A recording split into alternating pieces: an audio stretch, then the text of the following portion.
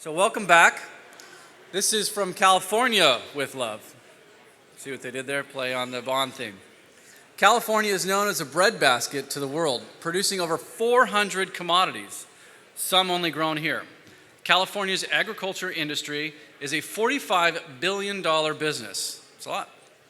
And water is its backbone. Without a reliable water source, crops simply don't grow.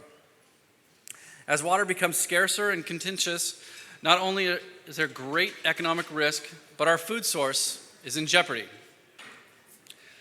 So please join me in welcoming our moderator, California State Undersecretary of Food and Agriculture, Sandra Schubert, to the stage, as well as our panelists, Charles Wolk, Tim Neuharth, and Joseph Delbosque.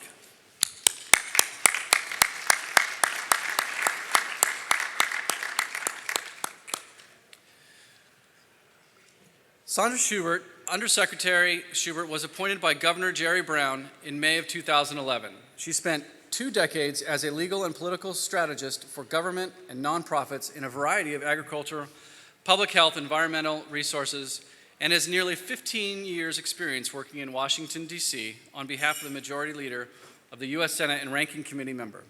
She developed and successfully carried out campaigns on major energy, environmental quality, and agricultural issues.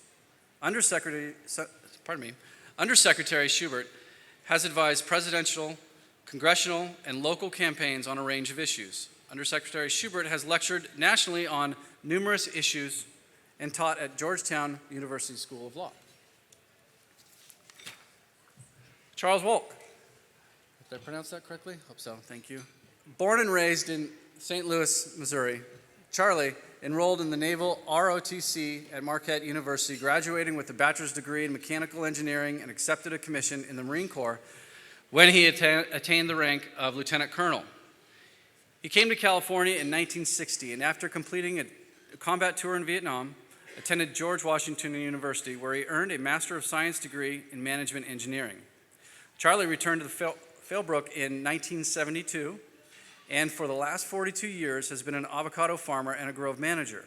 He has held numerous public service positions, including past director and president, Fallbrook Public Utilities District, appointed by Governor Pete Wilson to the Region 9 Water Quality Control Board, and previous chairman of the California Avocado Commission for 5 terms.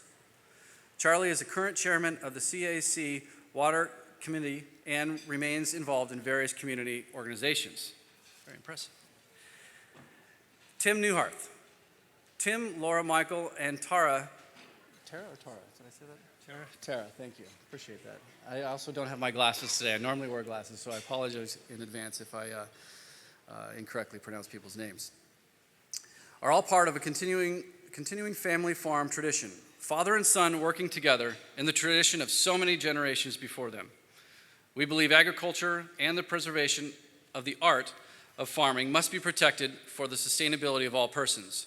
Steamboat Acres grows beautiful certified organic pears, cherries, and various other crops.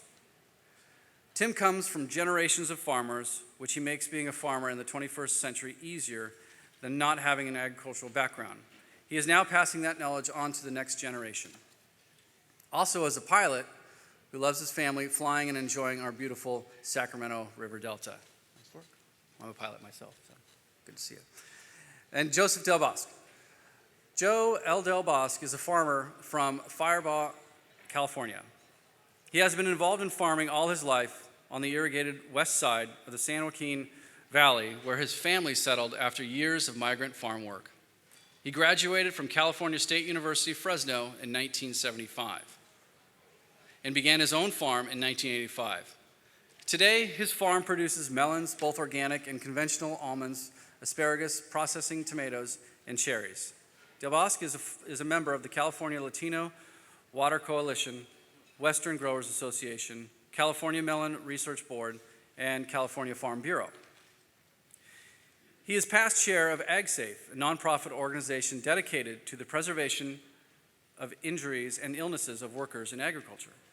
He formerly served as director of the Pacheco Water District and the San Joaquin Valley Drainage Authority.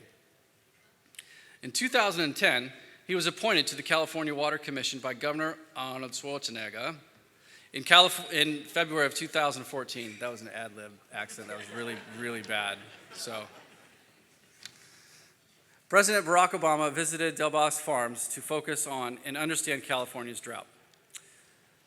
So thank you, and I'll turn it to Sandra Schubert. Thank you very much. Welcome to the stage.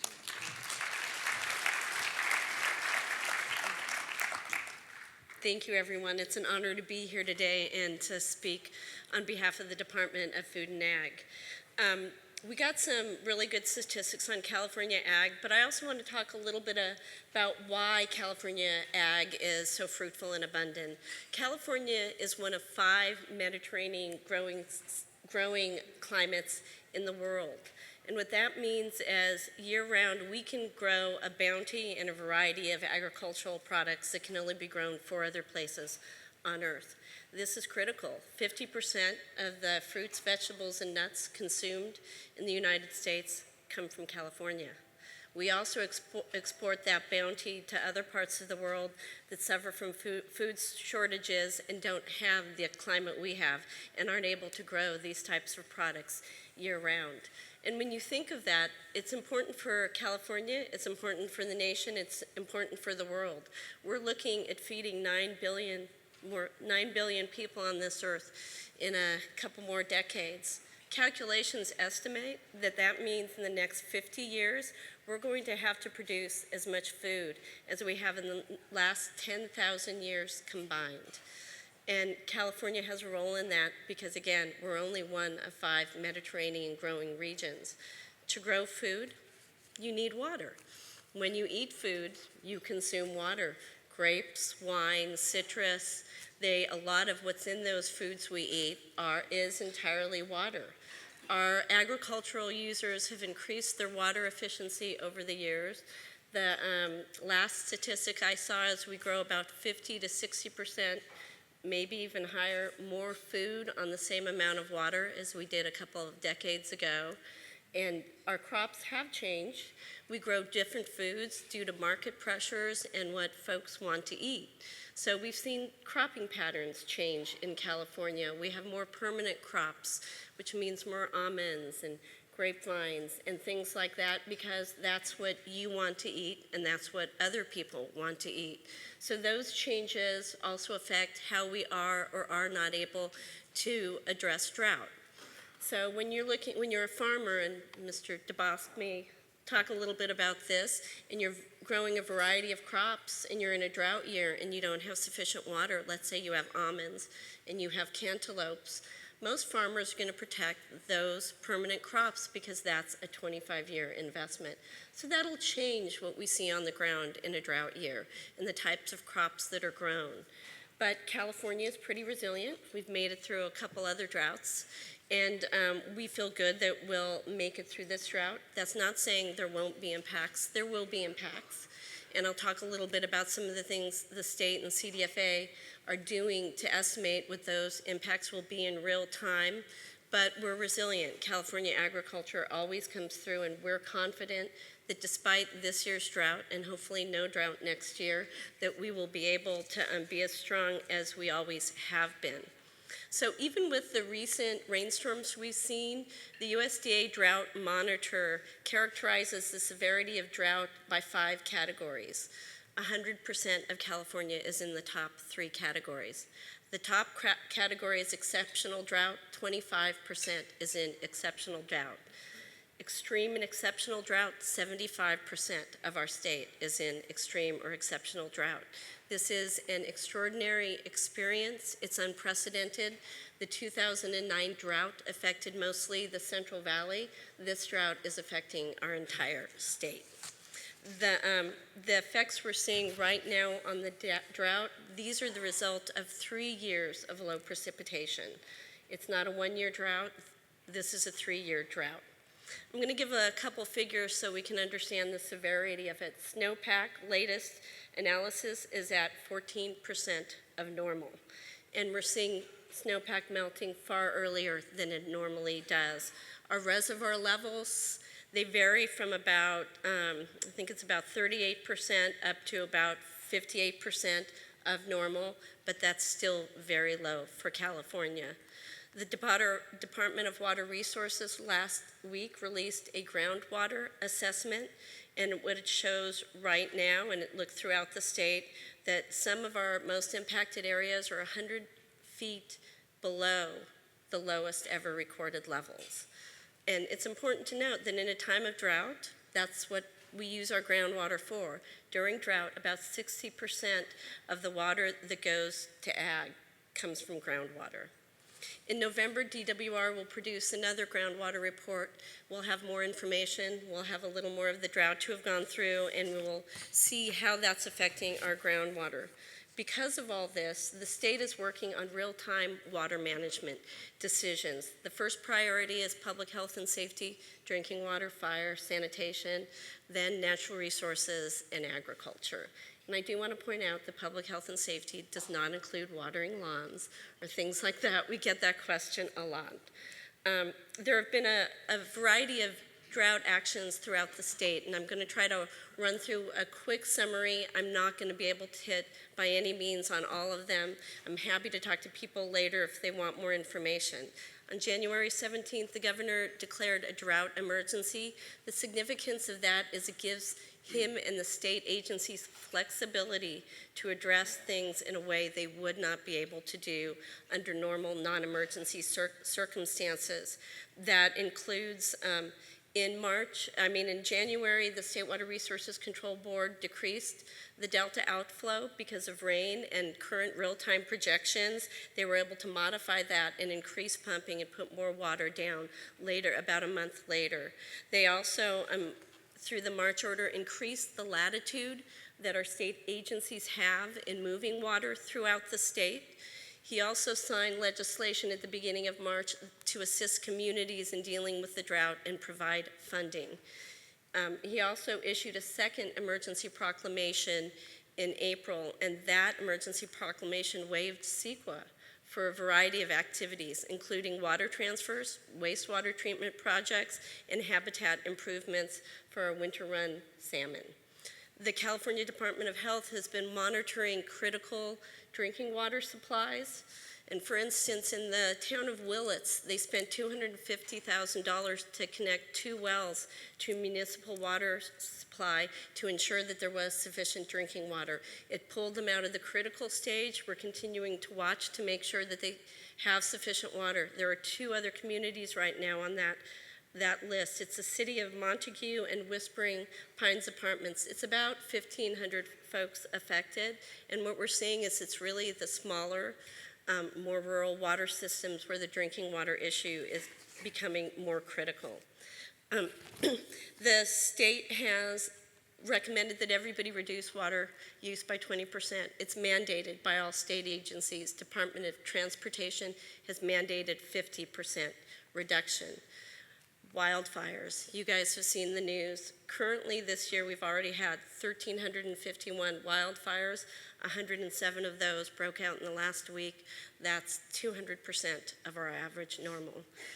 San Diego was given an emergency declaration 2 days ago because of the 8 fires they have going there. We're very concerned about the conditions in the state and what that will mean. The feds have stepped in. They've given us $100 million in farm bill assistance for our farmers and ranchers. They have they've instructed Department of the Interior to give more flexibility where they can in the Central Valley Project. They are working to reduce water in the federal facilities and in the forests also. CDFA has done a couple of things itself. Secretary Ross is one of 4 members on the Drought Task Force. It meets almost daily. We have weekly meetings. We coordinate with our local agencies, our ag commissioners, all the way through to the federal government with regular calls. We participate in a variety of impact groups. We have a community impacts groups that look at what's happening on the groundwater, on the ground level rather, what communities are seeing, income effects, food shortages, employment impacts, so that we can all address those issues as soon as possible in the places that have most need. We actually developed a website to track the resources available for farmers and ranchers in those communities, and that is updated as more resources come out and things change. It's been translated into Spanish. We have been given $10 million to do a water energy efficiency program that will go to farmers to improve water use and efficiency that will go out. And we are also collaborating with the University of California on a study being done by University of California, Davis to estimate the socioeconomic impacts on the drought of our agricultural communities. It's a very involved study that involves updating models. It will be broader than the studies that we saw from the 2009 drought. It also is being done in collaboration with the state. We're all looking at the same numbers, the same figures, so that we're all comfortable with the numbers that come out. The final report is due from Davis at the end of June, and the timing is so that they can see what's going on in the ground with cropping and fallowing. We've also had conversations about groundwater. In the California Water Action Plan, which is a comprehensive plan to address California's water needs, storage, recycling, groundwater management, species needs, all the issues we need to address, the governor directed us to look at groundwater management. And as you all know, in the time of a drought, that becomes even more important. What we're looking at in that area is not intended to address this drought. It's intended to be a longer-term solution so that when we get future droughts, which we know we will, that we're better able to manage the system and work on things. There are two different bills out there. We've got the support of the Association of California Water Agencies want something done. That's 90% of water providers. So it seems as though things are going to go forward. The idea is to push down to the local and regional level the groundwater management. That's where it should be. That's universally agreed upon, and have the state step in only in cases of severe long-term overdraft or where the local government just isn't able to take that over. So just in conclusion, a couple of things. This isn't our first drought. We're really trying to apply all the lessons we've learned. We're trying to assess the impacts and needs in real time. We're trying to fill any of the gaps that we see and we need to fill. We need to rely on a lot of you to fill those gaps. So I encourage you to reach out to all of your contacts in the state government if you think there's a gap out there that's not being filled. We are there to try to respond. In the long run, the hope is greater flexibility in managing water, surface and groundwater will make us more resilient to droughts and other types of situations. And we need to do this, and we have to be prepared. So thank you for letting me make a couple of comments. I want to introduce Charles Walk, who's going to speak next. Thank you.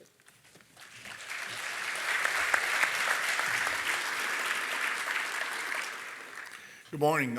Thank you for the opportunity to talk to this group.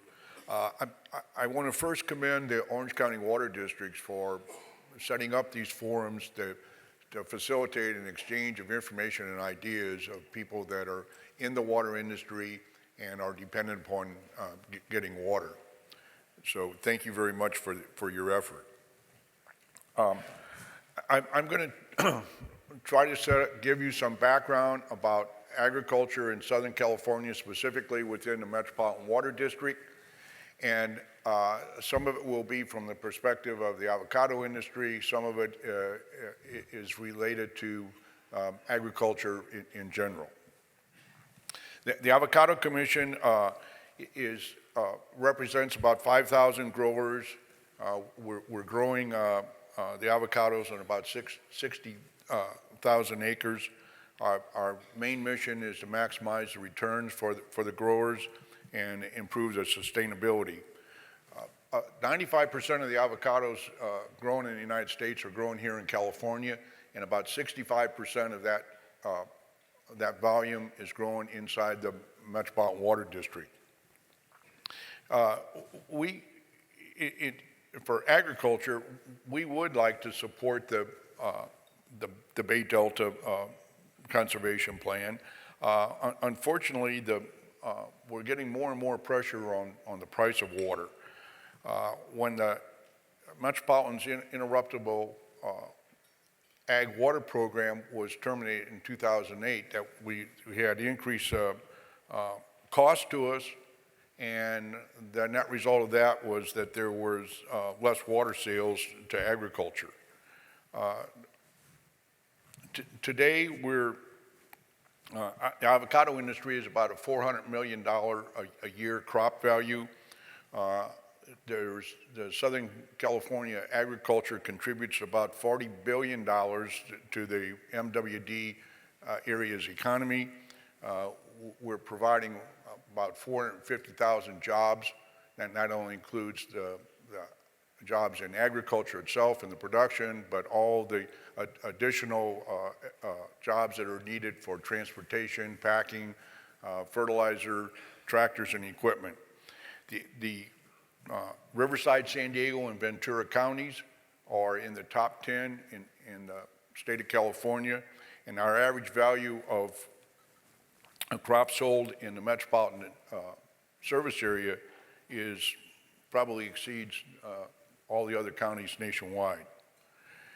One of the other things that I think tends to be forgotten is the amount of water that agriculture buys, and that's because the agriculture is spread out through the entire service area.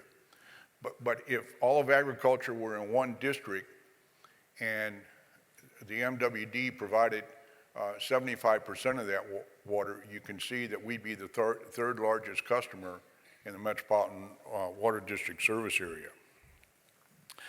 One of the things that, as I mentioned, is happened is that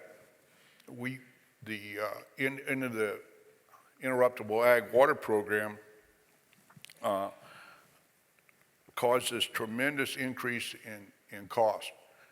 You can see by the chart that in the last 11 years, we've had a 234% increase in the cost of water. And you can see the adjacent areas, that price of water is far different. While agriculture could use untreated water, unfortunately, the plumbing doesn't provide for that. So we're buying treated water, and at the current Tier 1 rate from MWD, that water passed down through the retail agencies is $890 an acre foot. The other thing that I think sometimes forgotten about is that we provide value in other ways. To the water agencies, we're a reliable customer. I've often used the example that if we have to build an ark in January because everything is flooding, come June, we're going to have to irrigate. And as you have seen on the previous slide, most of that water is going to come from the agencies, the water agencies. Because that volume is significant, that's a very attractive revenue stream. And of course, you may not know it, but agriculture is always the first to be cut in the event of an emergency.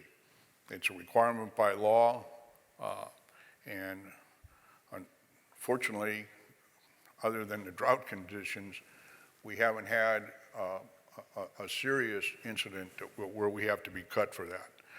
We also think that there's a value that agriculture provides to the public, the environmental benefits.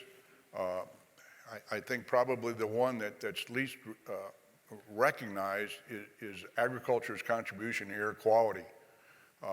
The trees from the orchards, the nurseries, even the row crops provide carbon sequestration.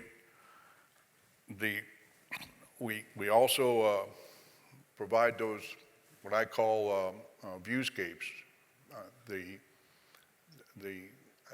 attractive view that you have when you drive around the areas that have agriculture. We preserve open space. It's always kind of humorous to me when they're trying to figure out ways to preserve open space, and agriculture is doing that just as a matter of course. One of the other things is, and kind of unfortunately apparent with the fires down in San Diego, but irrigated agriculture is a buffer to wildfire. Good news and bad news, I've been involved in more wildfires than I even want to think about, And those irrigated orchards were a significant contribution to their being able to control the fires and keep them from homes and being destroyed. And of course, the other thing is that the agriculture obviously supports local food. And this is becoming more and more a concern of consumers. They not only want to have local food, but they want to know where their food's coming from. And this is a quote that an executive from Whole Foods made, because they're, if you haven't noticed, you haven't been in one of their stores, they're very, very active and aggressive in sourcing local foods. And of course, without the water and affordable water, there will be less local food available. The other thing is, we've done a survey, and there have been surveys done over the years. We've done one just recently, and there is community support for agriculture and affordable water. You can see the question that was posed to the people in the survey, and 81% of them supported a differential price for agriculture, affordable water, understanding that we are the ones that are going to be cut first in the event of an emergency. And returning back to the beginning about support for the Delta Fix, that 234% increase in price for the water that agriculture buys is putting that tremendous pressure on us. And we're concerned at this point in time that the Bay Delta, the fix that's being proposed by the many bills up in Sacramento, is going to increase the cost to the point where we simply can't afford it. And if that occurs, then that cost for Bay Delta is going to have to be shifted over to other customers.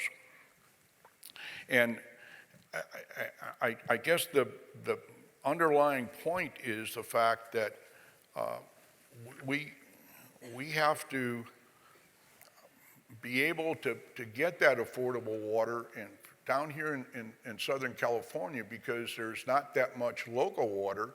That water for us is coming from the Metropolitan Water District. And with that in mind, we're pursuing getting official meetings with directors from the Metropolitan Water District to see how we can work out providing affordable water to agriculture. Thank you very much. I will be able to answer questions later if there are any. Thank you.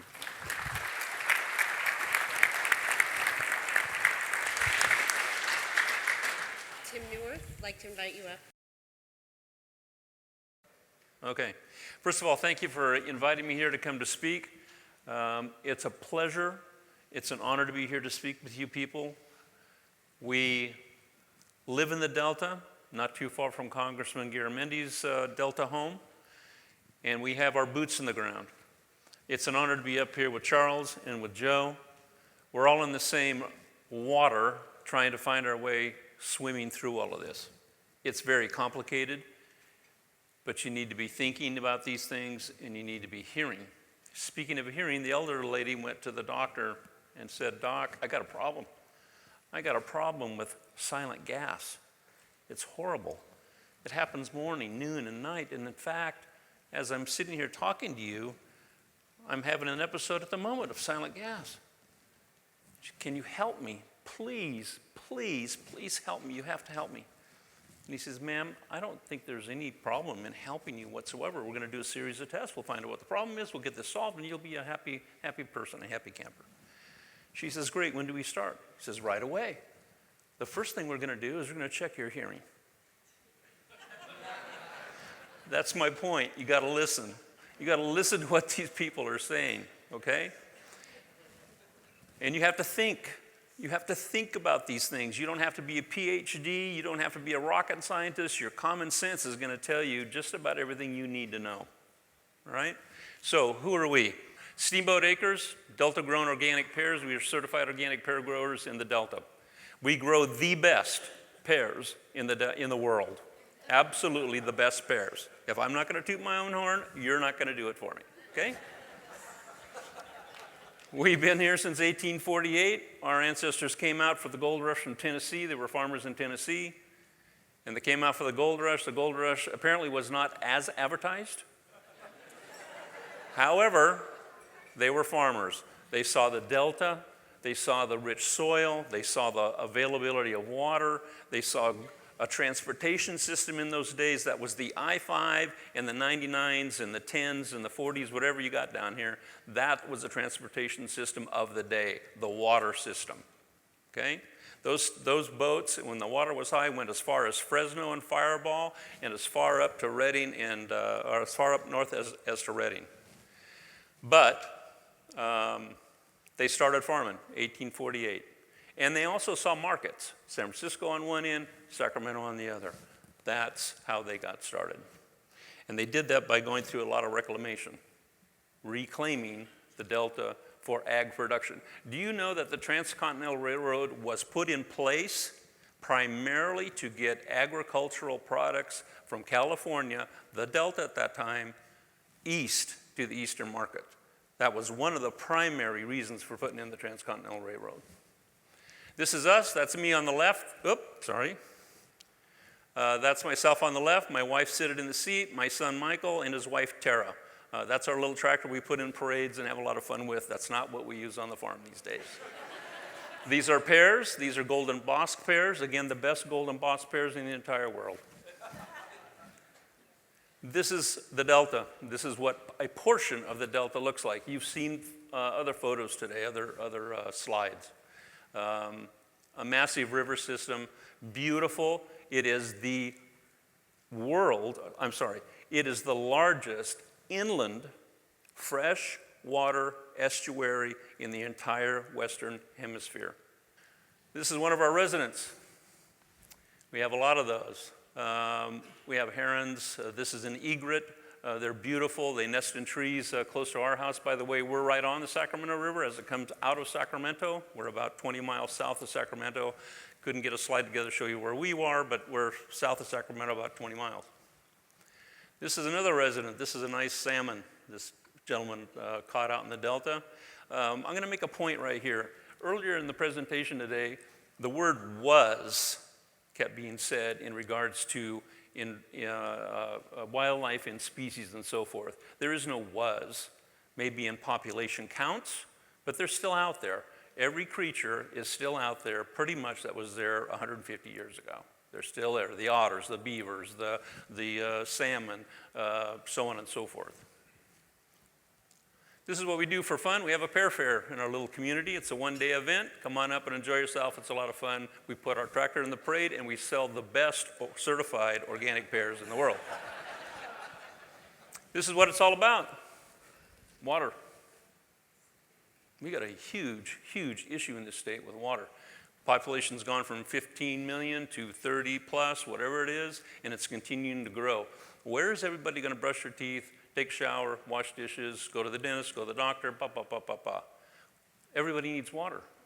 We as farmers need water. We cannot grow without water. These gentlemen will tell you that.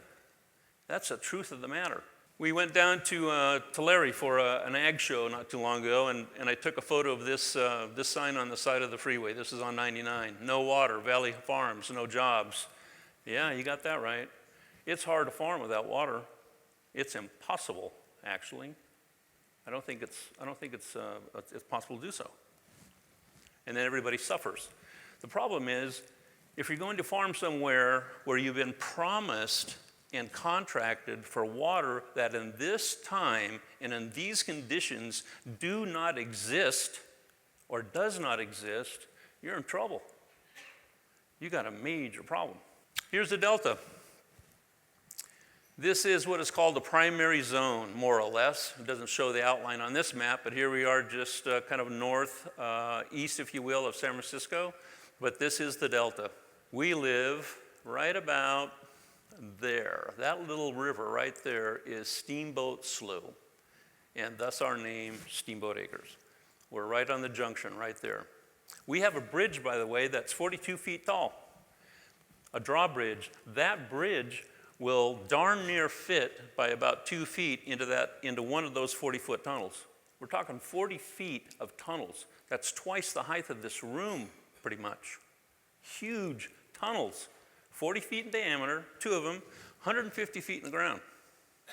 Some facts: comprised of 150,000 acres in the primary zone, home to more than 600,000 people, provides habitat for 780 plant and animal species. Approximately 6 million Californians rely on water from the Delta, up to a maximum of 90% of their needs. Only Alameda County in Zone 7 requires 90% of their water from the Delta. Nobody is 100% dependent on Delta water. There's other means, wells, recycling, whatever you want to call it, but there is 0 people who depend 100% on the Delta's water. That 25 million figure you keep hearing all the time? No. We irrigate approximately 3 million acres of agriculture out of the Delta. The 5 counties that surround the Delta are Sacramento, San Joaquin, Contra Costa, Solano, and Yolo counties. There are 5 rivers that flow into the Delta, Sacramento being one of the major players, San Joaquin next, Mokelumne next, and Cosumnes and Calaveras. I'm not sure about the Calaveras. It does go into the Delta, but how much, I don't know. I know the Cosumnes is only putting water in there during runoff periods. Other than that, most of the summer it's dry. We have a $4 billion economy in the Delta. And again, the Delta is the Western Hemisphere's largest inland freshwater estuary, comprised of 1,300 miles of levees and approximately 500 miles of waterways. So, before I get into this, I'd like to see a show of hands. How many people would like to see more water at less cost? How many of you in this room, if you just raise your hands, I'd appreciate it. I see a lot of hands not raised. Are you kidding me? More water for less money? Come on.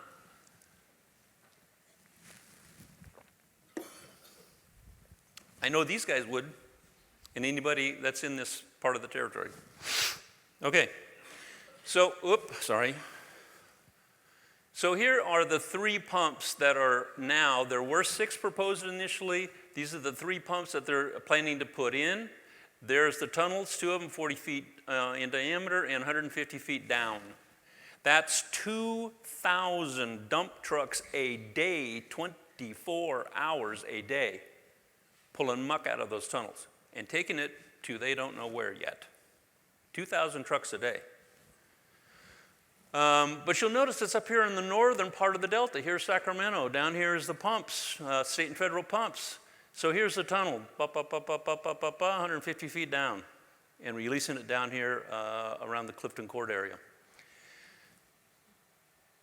The money on this deal is beyond belief. We've heard 12 million, we've heard 25, we've heard 50, now we're at 60 billion. And that's just construction costs. We're not talking about any of the Delta restoration stuff. The habitat restoration and so forth that other gentlemen talked about earlier today, that's at least the same amount of money when it's all said and done. 10-year project, 15-year project, 20-year project, it projects way out there. What is this going to cost you in the end? And we're just talking about, you mostly have just heard it's construction costs. I'm telling you, this stuff's going to be $100 billion before it's done. And case in point, the Bay Bridge, Oakland to San Francisco. That started out at I believe it's 1.6 or 1.9 billion. And where does it stand today? 19.3 and counting. What do you think this is going to be? This is going to be insane. I'm telling you that. I'm sorry if I'm stepping on some people's feet in this audience, but I tell it like I see it. And it takes common sense. I've been to so many BDCP meetings, it's ad nauseum. Well,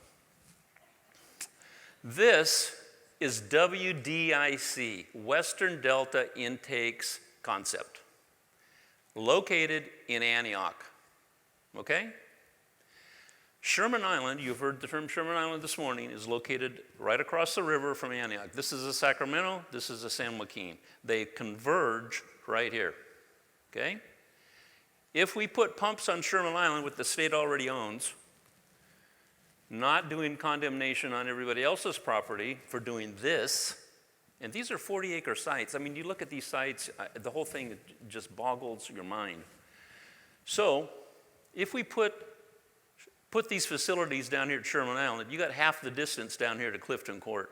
Not this long thing here, but this short thing here, okay? WDIC, look it up, you can get it, Google it, and you'll find it. Down here is just a small little deal of what and this in fact is from BDCP. This is one of their handouts. And it says, these pump locations at the north, and understand the north, before it ever gets into the Delta, they'll be taking this out of the Sacramento River, putting it underground. It goes through the Delta, but not in the system. Here it is here. This is a better schematic of it. Here's Sherman Island. Here's the tunnels. Here's a new surface storage area, Las Vaqueras Reservoir, right? And here are the points that I want to make with you.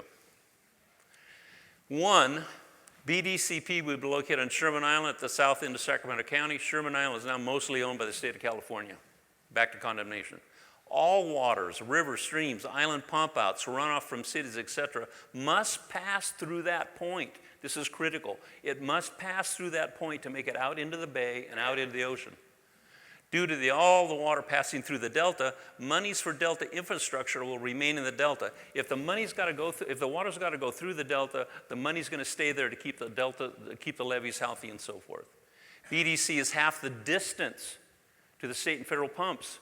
Maybe not half the cost, but a huge reduction in the cost and a huge reduction in the mitigation, restoration that's needed for this project. WDCC is consisting of permeable embankments, which are far more efficient and effective than other fish screen proposals. We keep talking about fish screens. If the state-of-the-art fish screens are going to work up north, where they plan to put these pumps, why aren't they using them now? Why aren't they using them now? Due to all water passing through the Delta, the inclusion of additional storage, which allows the little gulp operation, the big gulp, little gulp operation, Southern water users, that's everybody down here pretty much, Southern water users to receive more water over the long haul. If you got all this water flowing through the Delta, which in turn keeps the Delta healthy, there's no way common sense tells you that taking more water out of the system makes it healthy. You take more water out of the system, you're going to add more salt water to it, which does what to all this restoration that we're talking about? It goes down the tubes because now we have a saltwater marsh. We don't have an inland freshwater estuary. We have a saltwater marsh. There's the kicker. The Delta's a bowl. If you take the water out, it's going to fill in with something. That's salt water from the bay. WDC is self-regulating. This is a big one. It's self-regulating because of its location. If there's more pumping at any time that's over and above what's available, you're going to pull in more brackish water, you're going to pull in more salt water, and they got to slow it down or they got to stop. It's self-regulating. Who is going to say how much water you're going to pump from these pumps in the north and the pumps in the south? Who's going to make that decision? If this is self-regulating, there's no question about how much you pump. When we got high flows and there's abundant water going down through the Delta, take it. I'm not a person who says no water out of the Delta. I know there's extra water in the Delta during wet cycles and wet periods. Have at it. But this is self-regulating. It will regulate itself. This is Dr. Pike's proposal. You can look it up at his website and so forth. I think, yeah, that's the last one. I have some handouts. Here, just a few. I don't have a bunch, enough for everybody. But I'm telling you this, and I apologize if I step on anybody's toes. BDCP has been lying to everybody since they started. And I'll make that statement and I'll make it clear. They've been lying to you from the start. It's going to cost you a tremendous amount of money. It's going to screw up the Delta. The Delta will no longer be an estuary of fresh water. It'll be an estuary of salt. And everything that the Delta has been in the past or what it is now is gone. You can't farm there, you can't live there, your wells are inundated, so on and so forth. Don't do this to the Delta. This is a true natural resource. It should be protected just as much as Yosemite, the coast, the redwoods, the sequoias, or any other natural resource that we have in this state. I thank you for your time. Think, use your common sense. Think about it. There's a better way to get more water for less money. Thank you. Thank you. I'm now going to ask Joseph Del Bos to come up and speak to us. Good morning, and thank you for inviting me here. I would much rather if you folks could actually come and visit me on the farm, and you could actually see some of the things that we do. And some of you have through the Metropolitan Water District, and I enjoy that, as Jeff can tell you. It's always a lot of fun to have city folks come out and actually see where their food comes from. And we had a very special guest back in February 14th on Valentine's Day. President Obama came out. He came out to see what all this ruckus was about with the drought and why. You know, well, this is an unprecedented drought. At that point, there were 3 million acres of farmland in the San Joaquin Valley with zero water. And there were millions of acres of trees and vines and you know, that were already there. And of course, the fruits and vegetables that hadn't been planted. It was a catastrophe in the making. And so when he came out and he asked me what I grew, and I told him melons, asparagus, almonds, cherries, tomatoes. I said, Mr. President, these are the kind of things that the First Lady would like to see our children eating to be healthier and less obese. That's what we grow in California. So this is a view of my farm on the west side of the San Joaquin Valley. Those are young almonds right there. This is about a 5 or 6 year old picture. One of the guests that was there was our governor, Jerry Brown. I got a chance to talk with him also. He was on the same trip. And he asks, why are you guys planting almonds? You know, basically saying, it's a drought. Why are people planting trees? And the answer is simple. We plant what you folks want. You know, people ask us, why don't you plant, you know, drought-resistant plants, crops? You know, what would that be? I know a few Mexicans that eat cactus, but I don't even like cactus. We plant what the consumer wants. The demand tells us what to grow. And the demand is huge right now for almonds, for grapes, you know, for cherries, for asparagus, and on and on and on. Because our diets have changed. When I was a kid, we had meat, potatoes, and if we had vegetables, it was frozen carrots and peas, right? That's what we ate. Today, I had a wonderful dinner last night, thanks to some of the folks here. And, you know, when we eat vegetables now, we want fresh asparagus we had last night. Beautiful asparagus. We like fresh broccoli, you know. Our salads are no longer just iceberg lettuce. They've got dried fruit in there. They've got berries in there. They've got nuts in there. You know, and it's not just, you know, a simple dinner anymore. People want a different kind of diet than we're used to having. And so that's why we determine what we're going to grow by your eating habits and your demands. Let me see if I can do this. And so this is me back in the 80s when I was starting out my farming.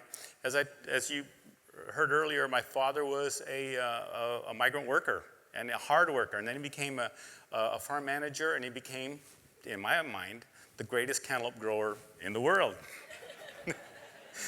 And he taught me how to grow melons. This is the way we used to do it. And we tried to be efficient. We used to look at the moisture in the furrow, and it would have to be even. And our technology is what I'm holding in my hand right there, the shovel. And we worked hard to try to be as efficient as we could. But nevertheless, we still recycled. That is how we recycled the water. We capture it in a basin, and we call it recirculation, just pump it back to the top of the field and let it come back. So even though, we didn't have much technology, we did what we could. We've always measured our water. Water has always been scarce on the west side. We've always been careful what we use, and we know water really well on the west side because it's such a scarce and precious resource. But then, for many years, if you look at this graph chart, okay, which one is the pointer? For many years, we had 100% water supply. Until 77, we dropped down because we were in the worst natural drought, I believe, in the history of California. And so we got 25% of our supply. It was worse drought than we are now, okay? And we still got 25%. Go back up to 100%, and then here in 1990, one of our congressmen here in California from the same area that Mr. Congressman Garamendi is from, passed a law, a bill called the CVPIA, Central Valley Project Improvement Act. And so from Washington with love, we got this. What happened was they took 800,000 acre feet away from agriculture, not once, every year, boom, 800,000 acre feet, and then you start getting water. And so that's what we've got here from here on, is this unreliability of water, okay? Despite what the precipitation is, we had ups and downs. And this is that last period since CVPIA, and you can see these, and here we are in 2014, and there's no bar there because there's no water there. And so we're at zero today. These are the kind of things that we farmers have been trying to live with. And in agriculture, 1 acre foot of water equals exactly this much production. It's not like, it is 1 for 1. So when you see that we have less water, we have less crops. And so we have been living with these unreliable situations, and it has hurt our people, our economy, our farms. And so we've done things to try to adapt. We've lined our canals. Our water district did something like 10 miles of lining to prevent system losses. We put in automated gates to regulate the water better. We've always used sprinklers. My father used sprinklers. I still use sprinklers. It's a great way to not only start off your field with what we call pre-irrigation, but also is a salt management tool for us. But now, and these are cantaloupes. These are young cantaloupes in bloom. And you can see right here, that's our drip hose. And this drip hose starts over there and comes underneath the center of the bed. And that's how we irrigate our cantaloupes. You never see the water anymore. You don't see those furrows with water. It's all under the ground. It's right in the root zone. Not a drop is wasted. Okay? Cantaloupes, one piece of fruit takes 60 gallons of water to produce. I know it well. I know exactly what it takes. 60 gallons. Now you think there's not 60 gallons of water in that fruit. Of course not. There's maybe a quart of water in that fruit. The other 59 3/4 gallons of water went through the plant and up into the atmosphere and has been recirculated into the water cycle. It wasn't lost there on the farm. The farm, you think, consumes water? It doesn't consume water. It uses water and it returns it back to the system. And that's the way agriculture works. Here's some folks cutting asparagus. Most of the asparagus in the United States is produced in the Delta, but we produce asparagus also on the west side. We produce very high yields. Asparagus creates a lot of work. We hire anywhere from 40 to 80 people harvesting asparagus. One thing I didn't mention about the cantaloupes, we grow about 70% of the cantaloupes in the nation right here in the San Joaquin Valley. And during the summer months, it's probably higher than that because the other place that's a growing region is in Arizona, and that's an earlier season. So we do produce a lot of the produce in the U.S. The asparagus, I think we also produce about 70% of the asparagus in the nation. Asparagus, 1 pound bunch, the way you buy it in the store, that requires about 95 gallons of water to produce. So they are water consuming plants. Remember, the crops that we grow here in California, they are a Mediterranean climate type crop. They love the warm weather just like we do. They like those hot, dry summers, but they need water underneath. They will not live in rain. Our cantaloupes, I guarantee you, if you planted them in Iowa and you get those summer rains, they would not make it. These are our almonds, and you can see we have above ground irrigation drip hoses. California produces 100% of the almonds in the nation and something like 80% of the almonds in the world. And there's a huge demand for almonds. People can't seem to get enough of them. Why? Because they're healthy. Even President Obama said he eats almonds every day. He looks pretty healthy to me. We try to become innovative with our irrigation systems. These are young organic cantaloupes. We irrigate them a little different than our conventional. We put an above ground line in most cases. We can irrigate right at the plant if we want, and then we can move it over and irrigate the full bed. It seems to work well with organic cantaloupes. A lot of organic cantaloupes go to Whole Foods and other organic stores, Albert's Organics and so forth around the country. And so you can see here, these are organic watermelons, also above ground, drip hoses. Why do we not bury them? Well, there are some very good reasons for that, but the important thing is it's very precise. We can tell exactly how much water those plants are going to get. We have, let me see if I have no, I thought I had a picture of it. We put monitors in the field, monitor soil moisture, atmospheric conditions. I have an agronomist that's much more sophisticated at this than me. He puts all this into a computer and he does his magic and he says, you need to water that thing for 12 hours tomorrow. Okay, that's what we do.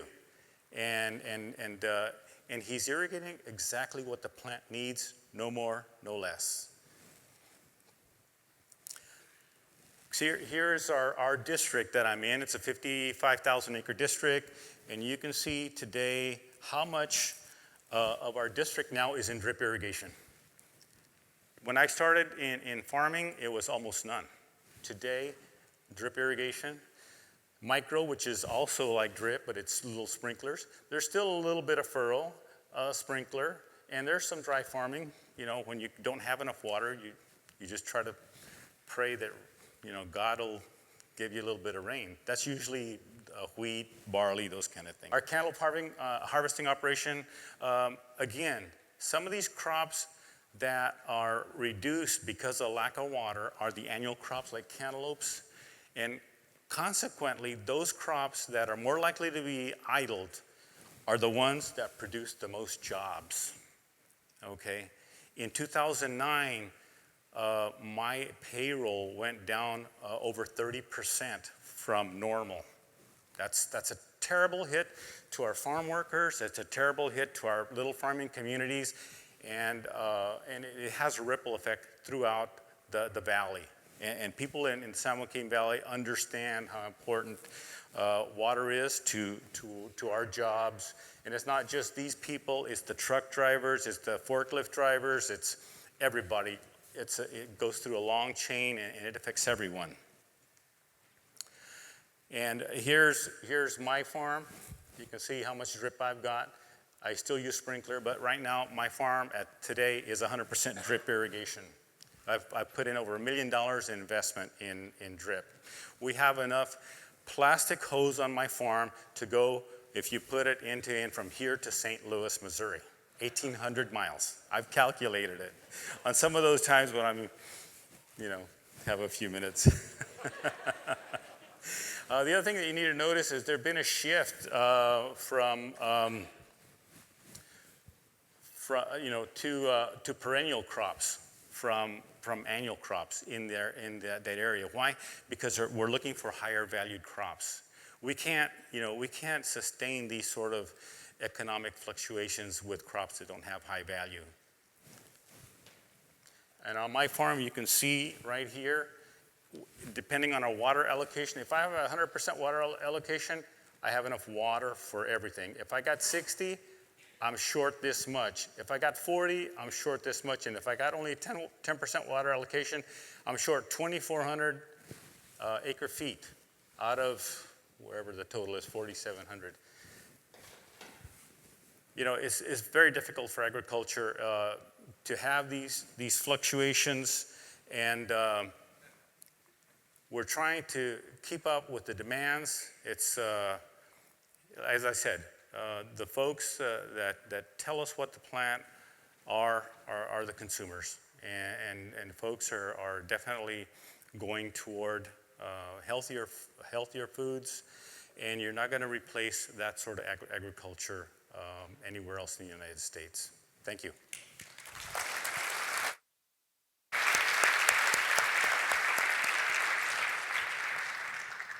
So as the moderator, I get the opportunity to ask the questions if I want, but I think I'd rather turn it out to the audience and see if the audience has any questions for these three gentlemen first.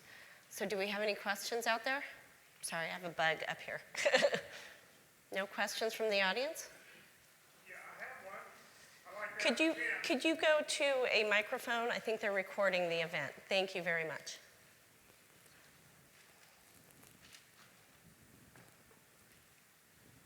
I really appreciated the talk by Tim, and it's kind of an eye-opener for me.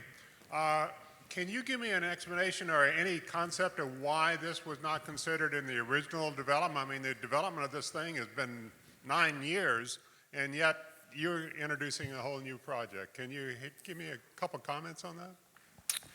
Well, I came up with a little, I believe it's called a synonym, called ABTIVs, which means acute, well, I don't know if I'll get it right, acute and advanced bureaucratic tunnel vision. ABTIVs, something along that line. Once we get in a herd mode, we just want to keep going with the herd. And this is how I see this thing. It's just a huge herd hurtling itself towards the cliff. And we're gonna do it, we're gonna do it, we're gonna do it. So you get this mindset that this is the only thing that's going to happen. This is the only way to fix this. And that's the problem. The BDC bus right now is the only bus at the curb. So if you only have one bus at the curb to get on to solve California's water problems, then there's only one bus. So we're all focused on BDCP. That is a mistake. That is a tragedy. But you've got all this power, you've got all of this momentum going that direction, and the old cowboy movies trying to turn that herd before they fall off the cliff. It's a monumental task. But that is mostly the problem, I believe. We've got tunnel vision. This is what we're going to do.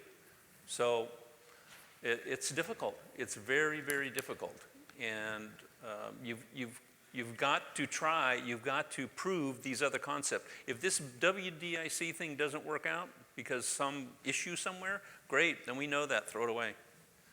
But I haven't seen anything anywhere that tells me that won't work. And not only work, but provide more water for less money. So I think we have time for one more question. Yeah, Kurt Schmoody with consultant to Metropolitan Water District. Metropolitan has spent a considerable amount of time analyzing this Western with alternative, with Bob Pike, worked closely with them. There are some significant issues as to reasons why it hasn't been moving forward. The groundwater on Sherman Island is salty, and so you're going to get upwelling of saltwater groundwater. It's in a high-risk seismic zone. The way you get water onto the island, they're proposing is to seep it through the levees. There's just not enough seepage onto the island to get any significant amount of water on the island. So there are a number of considerable, really showstoppers as to why this hasn't moved forward in the look at the alternative. So it has been analyzed, and it has been analyzed significantly. Thank you. Let me make a quick comment on this seismic deal. You've heard earthquakes. And the term that BDCP uses is catastrophic, their words, catastrophic levee failure. We've heard that from day one. And I'm scratching my head. I'm going, I've never heard of a levee failing because of an earthquake, ever. Failure because of high water flows, maybe the levee's got a problem, but earthquake? No. Go around and talk to the old timers. You guys ever heard of an earthquake, a levee failing because of an earthquake? No. If you're going to make assumptions, I would assume your assumptions should be made on historical fact, not projected computer models. And if the catastrophic levee failure happens in the state of California, one, I think you got bigger issues to think about, like new coastline for California maybe? San Francisco is an island, I don't know, or disappears. And two, if we're going to have that kind of a seismic event that has catastrophic levee failure, what does that do to tunnels 150 feet under the ground? Nobody's talking about that little issue either. So please think about all this. And one other comment, this does not solve California's water problem. It does not. That's a comprehensive thing, as Congressman Garamendi pointed out, all the desal, recycling, conservation, storage is huge. You got to be able to bank this water when you got it. We've only got 14% snowpack at this point. There is no water to store, but there was years ago. We could have banked a lot of water for these kind of times. Didn't happen. You've got to have the storage. But this doesn't solve California's water problems. But what it does solve what the Delta's role is going to be in the water problems of the state of California. Where and how much water is going to be taken out of the Delta. Don't rob Peter to pay Paul, because that's what this is. We're robbing Peter, the Delta, to pay Paul. And it's not coming back. I mean, Mr. Madoff and all that kind of stuff, it just goes. Don't rob Peter to pay Paul. Thank you. Okay, why don't we give this panel a round of applause, and I think we can